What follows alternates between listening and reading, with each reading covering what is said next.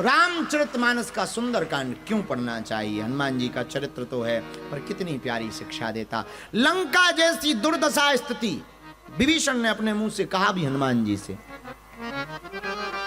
Jimmy दस ननि महो जीभ बिचारी। जैसे दांतों के बीच में जीभ रहती हनुमान जी, वैसे हम लंका में रहते। ऐसा विभीषण ने कहा। मेरे पागलों, कितनी विचित्र दुर्दशा होगी कि रावण राम का कट्टर विरोधी, पर विभीषण राम के कट्टर सपोर्टर। क्या दशा रही होगी, कभी कल्पना करना। और हम लोग तो राम राज्य में भी राम की जय जयकार नहीं कर पा रहे। अभी राम मंदिर भारत में बना, कितने लोग विरोध में नहीं बोले, कितने लोगों ने विरोध नहीं किया। कितनी गजब की बात है कि हम तो राम को भी स्वीकार नहीं कर पाते हैं। इसलिए मेरे पागलों, हम प्रार्थना करना चाहते हैं, हनुमान जी लंका में रुके कहां? पूरी लंका में मंदिर मंदिर गए, पर रुके नहीं। रामायुध अंकित ग्रह शोभा नव तुलसी का वृंद कहे, देख हर्ष कपीरा, देख हर्ष कपीरा। हनुमान जी ने विभीषण के दरवाजे के बाहर देखा, तुलसी के पौधे को देखा। एक तरफ राह, दूसरी तरफ मां। एक बार विभीषण का विवाद हो गया। किसी ने रावण के कान में जाकर के कहा कि तुम्हारा भाई तो तुम्हारे शत्रु का पक्षधर है, राम नाम राम राम भजता है और लिखता भी है। रावण आया, पर क्या अद्भुत बुद्धि पाई विभीषण ने। भक्त के पास विवेक तो आ ही जाता है। विभीषण से रावण कहता, तुम मेरे शत्रु का नाम लिखे हो। दरवाजे पर एक तरफ राह, दूसरी तरफ मां, शर्म नहीं आती? विभीषण जी कहते हैं, सरकार हमने ये तुम्हारा ही नाम लिख रखा। रावण से कहता, तुम्हारा नाम? राम का नहीं, तुम्हारा है।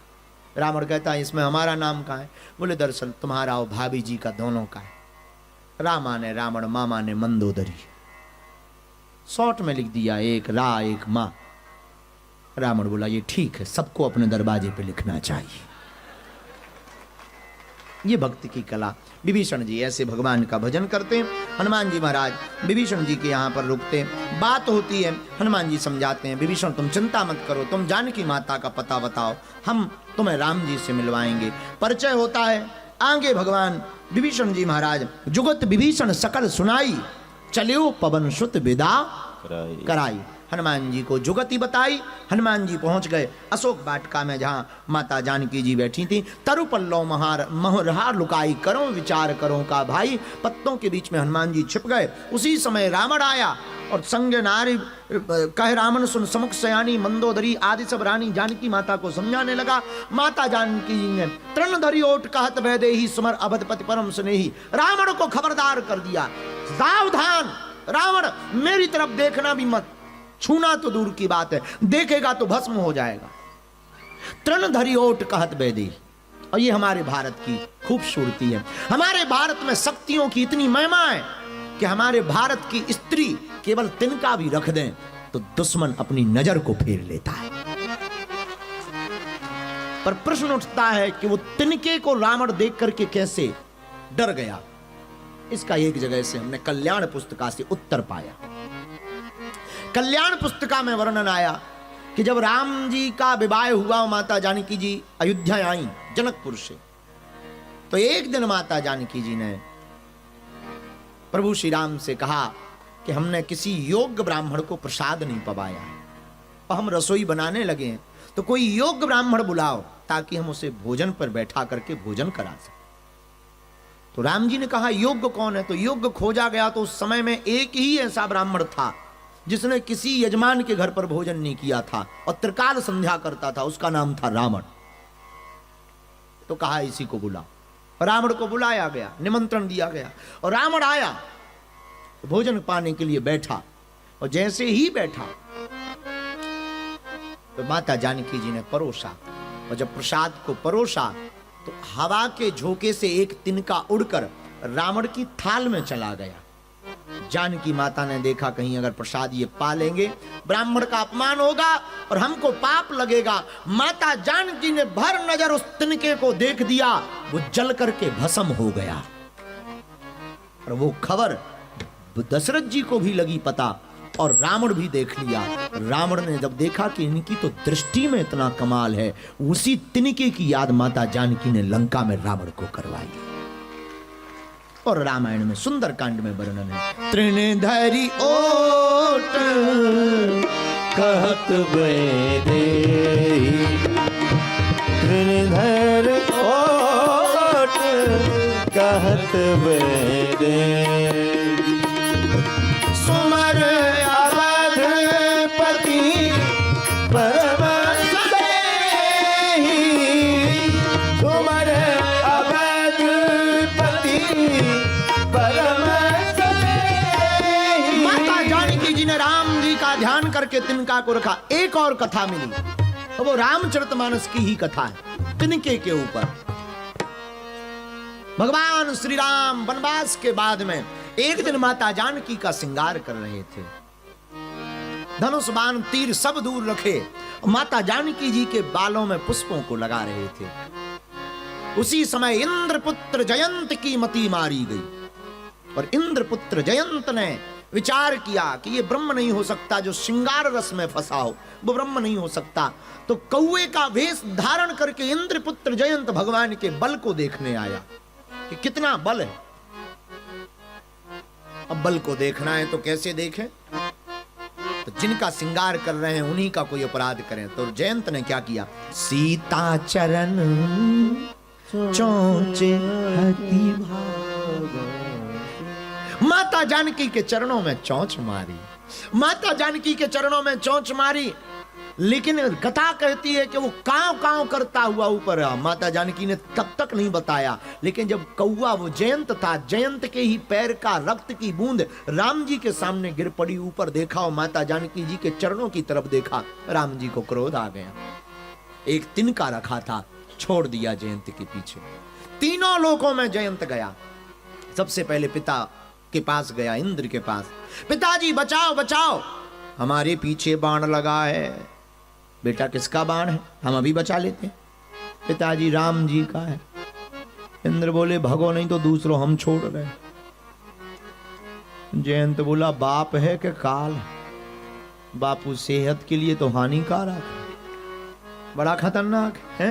अरे हम बचाने की बात कर रहे, ये कह रहे हम दूसरा छोड़ देंगे। इंद्र ने सोचा बेटा तो मर ही रहा है, अगर हमने बचा लिया तो हमारा सिंहासन और छुड़ जाएगा।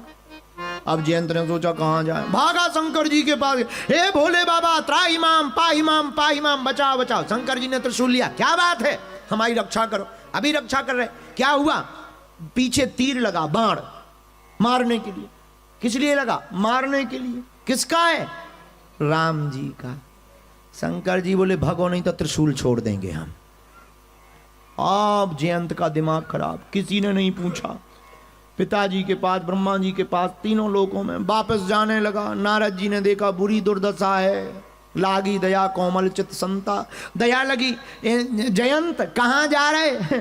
तो जयंत रोते हुए बोला कोई ठिकाना हो तो बताएं, जहां बाण लिए जा रहे वहीं जा रहे, कोई स्टेशन थोड़ी है फिक्स। बाण क्यों लगाए, मारने के लिए लगाए, आरती थोड़ी करेगा, मारने के लिए पीछे लगा। पर जयंत अगर बाण को मारना होता तो तुम इतनी देर से खड़े हो तो बाण भी खड़ा है, अब तक मारना देता। जयंत बोला फिर तो और खतरा है, क्या पीछा छोड़ता नहीं है, प्राण लेता नहीं, अब करें क्या? नारद जी बोले एक उपाय, जिसका बाण है वही बचा सकता, और दूसरा तुम्हें कोई बचा नहीं सकता। किसका बाण है? राम जी का बाण है। पर जयंत कहता कौन सा, मुंह लेकर के जाए क्या कहेंगे? मुस्कुराते हुए नारद जी कहते तुम गए क्यों थे? जयंत कहता है प्रभाव देखने। बोले बन गई बात, जाना प्रभु से कह देना प्रभु, वो पूछेंगे क्यों आए थे पहली बार, कहना प्रभु प्रभाव देखने आए थे। और वो पूछेंगे अब दोबारा क्यों आए, कहना प्रभाव तो देख लिया, तीनों लोकों में कहीं जगह नहीं मिली, अब आपका स्वभाव देखना बाकी रह गया है। तो उस तिनके का बड़ा कमाल है, तिनके के चक्कर में तीनों लोकों में स्थान नहीं मिला। माता जानकी जी ने भी उसी कथा को याद करके तिनका लिया और हाथ में लेकर के सुमर अवधपति परम स्नेही अयोध्यानाथ को ध्यान करके रख दिया कि जैसे जयंत के पीछे लग गया था, अगर रावण हमें छुएगा इसके पीछे भी ये तिनका लग जाएगा। इसलिए गोस्वामी जी ने लिखा तृणधरियो कहत वेद दिन हरिओ कहत वेद गिरधर ओट कहत वेदे सुमरे अवधपति परम स्नेही सुमरे अवधिपति परम स्नेही सुमरे अवधपति परम स्नेही सुमरे अवधिपति तृणधारी ओट कहत वैदेही गिरधर ओट कहत वेदे राम गिरधर ओट कहत वेदे श्री राम ओट कहत राम राम राम राम राम श्री राम जय राम जय जय राम। हनुमान जी महाराज ने सब कुछ देखा। आगे कथा बहुत लंबी है, सुंदर कांड बड़ा है, हम सब लोग छोटे लोग हैं। कथा कहते कहते रात गुजर जाएगी, बात गुजर जाएगी। तुम्हें भी 10 बज गए, घड़ी के 9:30 हो गए। तुम्हें भी जाना है, हमको भी सुबह से जाना है। अभी तो खाना भी खाना है।